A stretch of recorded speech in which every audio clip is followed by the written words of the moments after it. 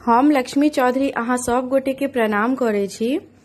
आई हम एकटा सम्मर लऽ कऽ उपस्थित भेलहुँ हैं। एहि सम्मर के मांग अजय झा जी केने छलखिन हैं। बहुत बहुत धन्यवाद जे हमरा एहि योग्य बुझलहुँ जे अहाँ गीत के मांग केलहुँ हैं। एहि के लेल बहुत बहुत धन्यवाद और आशा करे छी जे आगा सेहो अहिना गीत के मांग करब। तत्काल हम ओ गीत लऽ कऽ उपस्थित भेलहुँ हैं। कोशिश करे छी जे गीत नीक लागे और गीत नीक लागत ते गीत के अधिक से अधिक शेयर करब और कतौ सुधार करे के जरूरत छै से कमेंट में लिख सकै छी। धन्यवाद। सूरज का ज्योति साना हमारो उमा छथि बड़ा लैला भनिया भिखारी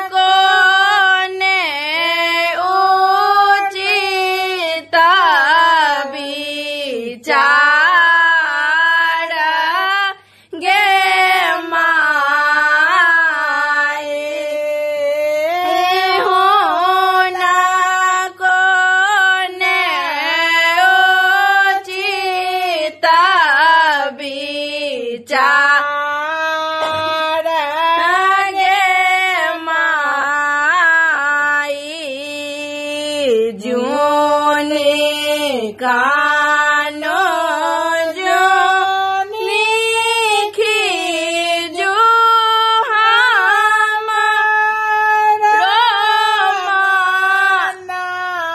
मानाए ना जो नी पढ़ो नारद